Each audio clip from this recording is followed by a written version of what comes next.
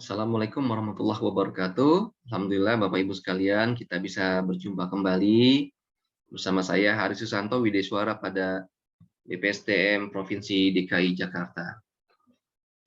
Baik, pada sesi kali ini Bapak Ibu kita akan melanjutkan serial dari materi perencanaan pembangunan daerah, tapi kita akan khususkan pada materi mengenai rencana pembangunan jangka panjang daerah. Baik, ada 3 bagian pokok yang akan kita bahas. Yang pertama adalah tujuan dan prinsip perencanaan pembangunan daerah. Kemudian yang kedua adalah tahapan perencanaan pembangunan daerah. Dan yang ketiga adalah tata cara penyusunan RPJPD atau Rencana Pembangunan Jangka Panjang Daerah. Bapak Ibu, tujuan perencanaan pembangunan daerah pada hakikatnya adalah bagaimana kita ingin mewujudkan pembangunan di daerah, yaitu peningkatan, pemerataan, pendapatan masyarakat, ya, kesempatan kerja, lapangan berusaha, meningkatkan akses dan kualitas pelayanan publik dan daya saing daerah. Ini adalah tujuan perencanaan pembangunan daerah. Untuk menyusun perencanaan pembangunan daerah yang baik, tentunya kita perlu mengikuti prinsip-prinsipnya atau prinsip-prinsip yang memang melandasi bagaimana suatu dokumen perencanaan itu menjadi lebih baik. Yang pertama adalah perlu kita pahami Bapak Ibu, yang namanya perencanaan pembangunan daerah ini adalah satu kesatuan dalam sistem perencanaan pembangunan nasional. Ya, tentunya dalam konteks NKRI Bapak Ibu. Yang kedua, perencanaan pembangunan daerah ini dilakukan oleh siapa? Oleh kita, oleh pemerintah daerah bersama para pemangku kepentingan. Berdasarkan pada peran dan kewenangannya masing-masing tentunya. Dan yang ketiga, perencanaan pembangunan daerah ini mengintegrasikan rencana tata ruang dengan rencana pembangunan daerah. Ya, rencana tata ruang kita bisa kenal dengan singkatan RTEW ya Bapak Ibu ya. Kemudian dilaksanakan berdasarkan kondisi dan potensi yang dimiliki oleh masing-masing daerah. Karena setiap daerah pasti akan berbeda nih kondisinya. Sesuai dengan dinamika perkembangan daerah dan nasional. Adapun untuk menyusun perencanaan pembangunan daerah tadi yang baik sesuai dengan prinsip tersebut, kita perlu mengikuti beberapa cara atau asas yang perlu kita implementasikan Bapak Ibu sekalian. Kurang lebih ada 10. Yang pertama adalah transparan. Apa itu transparan Bapak Ibu? Kita harus membuka diri ya terhadap hak masyarakat untuk memperoleh akses informasi. Ya. Informasi apa? Informasi yang berkaitan dengan proses perencanaan pembangunan daerah. Yang kedua, responsif. Ya. Bagaimana kita bisa mengantisipasi berbagai macam potensi, permasalahan, ya, perubahan yang terjadi di daerah kita. Kemudian efisien, tentunya bagaimana suatu output ya ini bisa dihasilkan dengan input yang paling minimum atau input yang terendah. Efektif, perencanaan pembangunan daerah ini perlu jelas target pencapaiannya ini bisa diperoleh atau dicapai dengan menggunakan sumber daya yang optimal. Akuntabel, apa itu akuntabel Bapak Ibu? Ya, ini sering kita dengar sebenarnya. Artinya adalah dapat dipertanggungjawabkan kepada masyarakat. Ya, kemudian partisipatif, bagaimana pelibatan-pelibatan masyarakat ini masif dilakukan ya dalam proses-proses perencanaan pembangunan daerah. Kemudian terukur Bapak Ibu, target-target kinerja yang Bapak Ibu definisikan ini mesti jelas ya dan dapat diukur untuk mencapainya. Kemudian berkeadilan, bagaimana prinsip-prinsip keseimbangan ya antar wilayah, sektor dan lainnya. Kemudian berwawasan lingkungan. Nah, ini juga yang paling penting juga Bapak Ibu. Bagaimana kalau kita punya rencana supaya kehidupan adil yang makmur ya dan seterusnya begitu Bapak Ibu, tapi tanpa menimbulkan kerusakan terhadap lingkungan. Dan yang terakhir adalah berkelanjutan atau bahasa Inggrisnya adalah sustainability Bapak Ibu sekalian, bagaimana pembangunan ya, yang kita lakukan ini harus memperhatikan lingkungan hidup. Kenapa?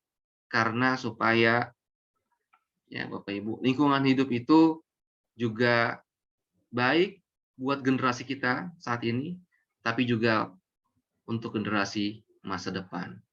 Jadi harus diperhatikan. Kurang lebih ini ada 10 yang harus diperhatikan ketika merumuskan penyusunan perencanaan pembangunan daerah. Berikutnya, Bapak Ibu, kalau kita membicarakan tentang dokumen perencanaan pembangunan daerah, ada 5 dokumen, RPJPD, RPJMD, RKPD, Renstra, dan Renja Perangkat Daerah. Tapi di sini saya bagi dua, ya supaya jelas. Bagian sisi yang kiri, RPJPD, RPJMD, dan RKPD adalah kita bisa bilang sebut rencana pembangunan daerah, sedangkan Renstra dengan Renja adalah rencana perangkat daerah. Misalkan kalau yang sebelah kiri, inilah rencana pembangunan daerah, misalkan pemerintah Provinsi DKI Jakarta, berarti rencana perangkat daerah adalah sesuai dengan perangkat daerahnya. Apakah misalkan BPSDM, ya Bapeda, BKD, ya Dinas Ketahanan Pangan dan lainnya. Seperti itu kurang lebih Bapak Ibu perbedaannya. Kemudian tahapan antara menyusun RPJPD, RPJMD, dan RKPD, ya ini tahapannya kurang lebih ada 6 tahapan, sedangkan untuk menyusun Renstra dan Renja juga sama, kurang lebih ada 6 tahapan. Yang membedakan adalah ketika menyusun RPJPD, RPJMD, dan RKPD, ini ada musrenbang Bapak Ibu yang harus dilalui, sedangkan ketika menyusun Renstra dan Renja, ya ini diperlukan yang namanya forum perangkat daerah atau lintas perangkat daerah. Semuanya urutannya kurang lebih sama, dimulai dari persiapan penyusunan, ya, kemudian penyusunan rancangan awal, penyusunan rancangan, ya, kemudian tadi musrenbang atau forum perangkat daerah untuk kalau kita buat Renstra atau Renja. Kemudian yang kelima adalah perumusan rancangan akhir, dan yang keenam adalah penetapannya. Ya, kurang lebih seperti itu ya. Jadi kita sederhanakan saja Bapak Ibu. Kemudian focusing kita untuk segmen kali ini adalah kita bahas tentang RPJPD, bagaimana tata cara penyusunannya. Tadi ada 6 ya Bapak Ibu sekalian. Yang pertama adalah persiapan.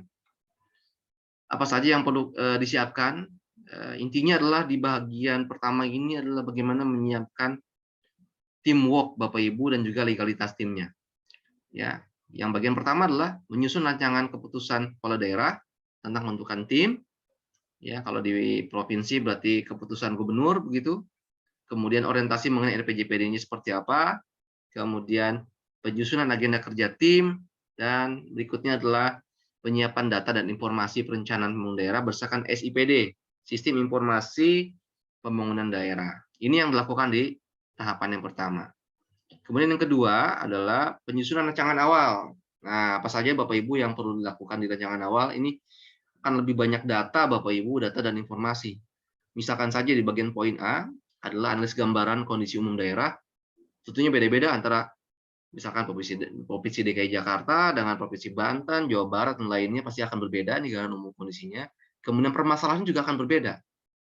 Ya, mungkin ada beberapa hal yang sama, tapi pada prinsipnya karena kita di Indonesia berbeda-beda, permasalahan tentunya ada yang sama dan ada yang berbeda. Kemudian yang C adalah penelahan dokumen rencana pembangunan lainnya, ya, entah itu dokumen RPJPN misalkan dan yang lainnya. Yang poin D, analisis isu strategis pembangunan jangka panjang, kira-kira isu-isu apa saja yang memang patut ya untuk dicermati gitu untuk jangka panjang. Yang kelima adalah perumusan visi dan misi daerah, yang keenam perumusan arah kebijakan dan sasaran pokok daerah, yang keenam dan yang ketujuh adalah KLHS, kebijakan lingkungan hidup strategis. Ya, ini adalah yang perlu dilakukan di tahapan kedua. Yang ketiga, Bapak Ibu, setelah tadi data informasi sudah disiapkan segala macam, penyusunan rancangan RPJPD. Apa saja nih yang perlu dilakukan? Kalau di pemerintah provinsi, maka gubernur menyempurnakan rancangan awal yang tadi itu, yang di bagian kedua, menjadi rancangan RPJPD berdasarkan saran-saran penyempurnaan. Nah, kalau di kabupaten kota, maka bupati atau wali kota ini yang menyempurnakan rancangan awalnya. Kemudian rancangan RPJPD ini perlu disusun ya kurang lebih dengan sistematika yang akan kita sampaikan berikutnya. Apa saja? Ada 6, kurang lebih ada 6 bab lah bisa kita bilang ya. Yang pertama adalah pendahuluan, yang kedua gambaran umum kondisi daerah, yang ketiga permasalahan atau isu-isu strategis daerah, yang keempat visi dan misi daerah, yang kelima arah kebijakan dan sasaran pokok daerah, yang keenam adalah penutup. Kurang lebih inilah sistematika standar untuk menyusun rancangan RPJPD. Baik, lanjut yang keempat adalah pelaksanaan musrenbang, musyawarah perencanaan pembangunan. Ya, Bapak Ibu sekalian. Ada beberapa hal yang dilakukan di sini, Bapak Ibu. Saya sampaikan secara ringkas saja ya. Yang pertama, musrenbang RPJPD ini dilaksanakan untuk membahas rancangan RPJPD dalam rangka penajaman, penyelarasan, klarifikasi, dan juga kesepakatan. Terhadap apa? Terhadap visi, misi, arah, kebijakan, dan sasaran pokok untuk RPJPD-nya. Yang kedua, nah, di pemerintah, itu siapa yang perlu melaksanakan dan mengkoordinasikan musrenbang, dalam hal ini adalah Bapeda, Badan Perencanaan Pembangunan Daerah. Kemudian musrenbang ini siapa saja yang perlu dihadiri oleh para pemangku kepentingan. Ya tentunya setiap daerah sudah punya daftar ya Bapak Ibu, daftar kira-kira siapa saja yang memang relevan untuk diundang ketika melaksanakan musrenbang. Kemudian kapan musrenbang harus dilaksanakan? Musrenbang RPJPD ini dilaksanakan paling lambat 6 bulan sejak penyusunan rancangan awal.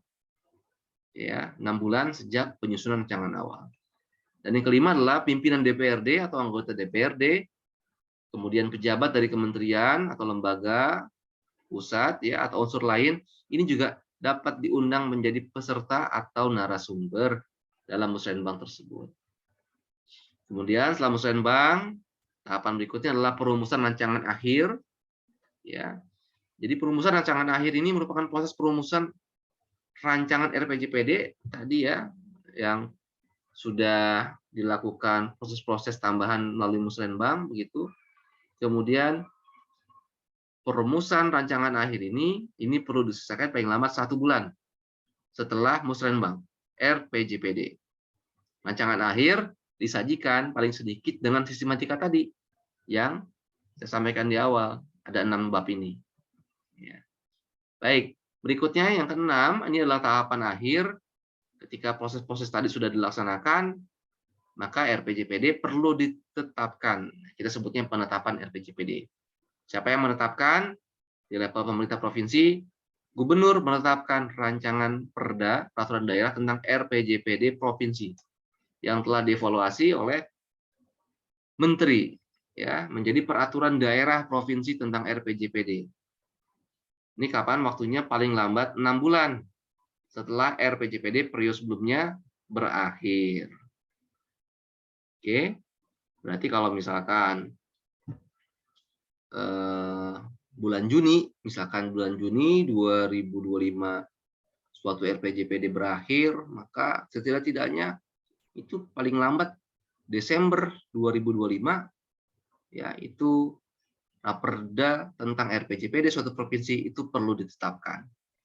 Berikutnya juga sama kalau di kabupaten kota, bupati dan wali kota menetapkan rancangan peraturan daerah tentang RPJPD kabupaten atau kota yang telah dievaluasi oleh siapa? Oleh gubernur sebagai wakil pemerintah pusat menjadi Perda peraturan daerah kabupaten kota tentang RPJPD kabupaten kota. Ini juga sama, paling lambat 6 bulan setelah RPJPD periode sebelumnya berakhir. Jadi Bapak Ibu sekalian, demikian adalah pengantar singkat bagaimana tujuan, ya prinsip dan juga tata cara penyusunan untuk RPJPD. Nah, terakhir RPJPD yang telah ditetapkan melalui peraturan daerah tersebut ini wajib menjadi pedoman bagi siapa? Bagi siapapun yang ikut kontestasi politik pemilihan kepala daerah. Ya, ketika ingin melakukan perumusan materi visi, misi dan program calon kepala daerah dan wakil kepala daerah. Baik, dengan demikian Bapak Ibu, maka selesailah sesi singkat serial tentang perencanaan pembangunan daerah pada kali ini. Mudah-mudahan bisa bermanfaat untuk kita semuanya. Kurang lebihnya mohon maaf. Saya akhiri. Assalamualaikum warahmatullahi wabarakatuh.